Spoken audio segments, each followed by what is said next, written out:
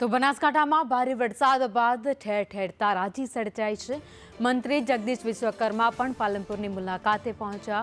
અસરગ્રસ્તો માટે કીટના ટ્રક સુઈગામ રવાના કરાયા છે। 3300 જેટલી કીટ અસરગ્રસ્ત વિસ્તારમાં મોકલાઈ રહી છે। 15 કિલોની કીટ અસરગ્રસ્તોને અપાશે।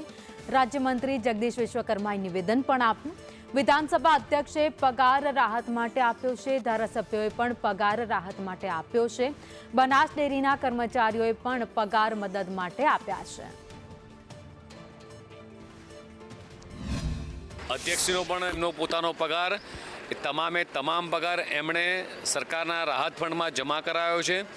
બનાસ ડેરી દ્વારા પણ લગભગ ખાદ્ય સામગ્રી તમામ જે તે અહીંયા 15 કિલોની કીટ તૈયાર કરી એવી જ આખી કીટ તૈયાર કરી અને કલેક્ટરને સુપ્રત કરવાના છે અને નીચે સુધી પહોંચાડવાની વ્યવસ્થા કરી છે। સાથે બનાસ ડેરીએ પણ ફૂડ પેકેટ હોય, દૂધની બોટલ હોય, પાણીની બોટલો, આ તમામ વસ્તુઓ એ બનાસ ડેરીના કર્મચારીઓ પોતાના પગારમાંથી આપી અને પણ સરાહનીય કામ કર્યું છે।